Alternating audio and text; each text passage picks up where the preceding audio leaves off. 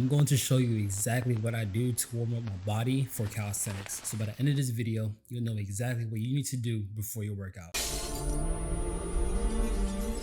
Alright guys, so I've been getting a lot of comments and just requests about what I do before my workouts. How do I warm up my body before my calisthenics and weighted calisthenics session? And to be quite honest, man, I'm not sure why I never touched on it, but I got y'all this time. Now, I personally take my warm-ups very seriously to the point where I actually dedicate up to about 15 to 20 minutes before my workout for just purely priming my body for the workout itself. Me personally, I don't like to rush my warm-ups. I think it's super important. I take it very seriously, and it's almost like a vibe too, to be honest. If you think about it, it's like you're about to start the workout and you're just trying to ease your way into the routine by gradually scaling up the intensity. You get me getting a nice pump going. You feel me sipping your pre. Yeah, anyways, I personally like it. So I like to take pride in like, do your warm-ups. It's super important. If anything, if you don't warm up properly, you're just not going to be getting the best results in the long run. You get me? So without talking too much, let's get right on to the first part of the warm-up. And that actually begins before I get into the actual gym. Now, because of where I live, I actually like to take a walk to the gym. And that takes anywhere between like 13 to 15 minutes of just a nice paced walk. This is really key for me personally to be like consistent with going to the gym, kind of mentally get myself ready for the gym, especially when I have like a PR week and I'm just kind of like trying to get the anxiety feelings out the way and just ease my way into the gym. It's like I'm going to work.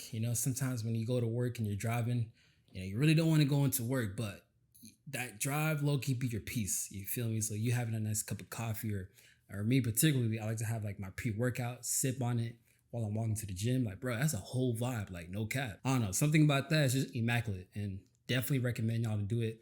And y'all getting in more steps too. So if y'all like me, trying to get in more steps, 10K per day type deal, or if y'all cutting, this can really be a game changer for just maintaining that leanness, because that is exactly how I plan on doing a nice little mini cut in the near future by just continuing on walking to the gym and racking up those steps. Now, enough about that. Once I actually get to the gym, all right, it's gonna be funny, but I actually hop my ass back on the treadmill and start walking again. Now, cool, but why in the world are you doing this? What's up all this walking? If I didn't already guess by now, I'm trying to do a mini cut, but without actually going full-blown mini cut or cutting, being a calorie deficit and whatnot, I'm actually just trying to like get my activity back up, right? So I don't want to like go into it by cutting calories right away. I actually want to like kind of ease into it by doing cardio first. And by cardio, I'm literally just walking. So for me, I'm checking emails, I'm replying to people on YouTube, Instagram, thinking about new video ideas. So that two birds, one stone. If anything, three birds, one stone. You get me? But yeah, incline treadmill. I like to put on 10 speed, walk to about 15, perhaps up to 20 minutes. No more than 20 minutes before the workout for sure. And then the speed is about 2.5 to 3 miles per hour. That right there will get you going, give a nice sweat, get you ready. But it's not gonna be too much where you're gonna be like feeling tired. If you're feeling tired after a 20-minute walk, then something's wrong with you, like from your cardiovascular system, like no cap. Then coming into the next step of my routine are the external and internal rotations. This is technically a group of exercise with the purpose of priming my shoulders and elbow joints, as a lot of my workouts heavily demand these to be conditioned, whether it's for my straight or bent arm strength work. So the first one that's coming up is going to be the external shoulder rotations. Now, I like to have my arms stabilized to help minimize any jerks. Plus, it really helps isolate specifically my rotator's cuff to externally rotate my shoulders back. I do these on both sides for up to 10 to 15 reps for just a total of 2 sets. Also, make sure that y'all really choose a weight that allows y'all to stay in that comfortable range, because you're not here to get a whole workout going. Y'all just trying to get some pump work. When people kind of pump blood, you get me with the weights, they just do high repetitions, a little bit lighter weights to kind of just get that blood circulating going as quick as possible. If you're doing like lower repetitions on your rotator's cuff, like bro, you're doing something different. Like no, I don't know what you're working out for, but what I'm trying to train for is for longevity. You get me? Then are gonna be the internal rotations for our rotator cuff.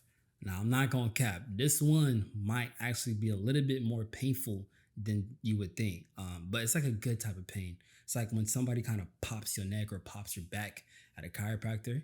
You feel me? It's like that type of pain. You get me? Nothing bad. So do not go spam in the comments and be like, yo, Cobra, why are you putting us on like dangerous movements and stuff like that? Look, take what I say with a grain of salt. I'm doing what I feel works best for me.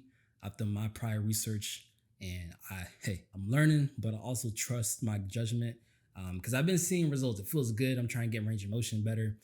Going specifically for my internal rotations on my rotator's cuff. I think this is just going to essentially help me down the long term if I'm trying to like reach behind my pocket, trying to grab my wallet. You get me? It's like one of those very practical things to do that you want to focus on when you're young. So then down the road when you age or you lose like that natural mobility, it's not going to be as significant as most people. Or if anything, you'll probably even maintain it. Because I've seen people who are like 40, 50, 60 still doing some crazy stuff with their bodies. Like I'm talking like handstands, weighted pull-ups, weighted dips. You get me? Things like that. When they're 50 or 60, like that's what I'm trying to be on. I don't know about you, but I'm trying to do this for a long term. Do this with my kids, kids. You know what I mean? But anyways, the details of just overall training our connective tissue and joints pretty much is what holds our muscles together. So I'm definitely trying to make sure that I take the steps to improve any weaknesses that I have, no matter how big or small. So down the line, I don't run into those problems. Now, moving on to our elbows now, very similar to what we did for our shoulders, we'll be focusing on external rotations. This essentially just really helps pump blood near my elbows and forearm muscles, which will directly help improve my performance, like the chin-ups, any curls, or even just tricep extensions. Since in a nutshell, the biceps and tricep tendonitis all tend to heavily rely on the inner part of the elbow.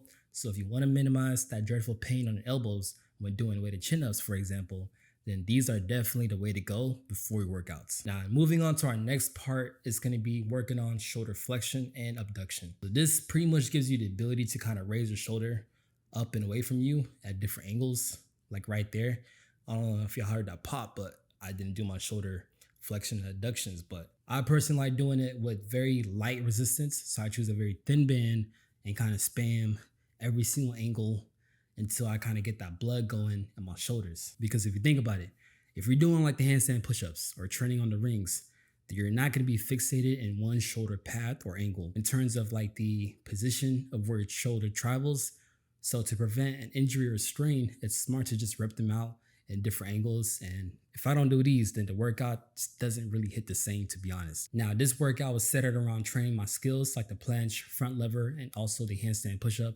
So I made sure that I targeted all the necessary pathways of my joints and muscles will go through based on the exercises I would perform, which if you follow this routine, it will pretty much take care of a lot of your calisthenic based exercises. Now I will say I haven't talked about the wrist mobility work, and that's because low key, I've already taken care of that during my warm-up sets for training the planche with my planche leans, which is engaging in the wrist extension. And if we're being honest, bro, I've conditioned my wrist for years now that doing a few planche leans or even handstand holds is enough for me personally to prime my wrist. But hey, what do I know? Cobra trains. He's up next. Make sure y'all subscribe to him. He's number one out here. He's the toughest fitness guy out here.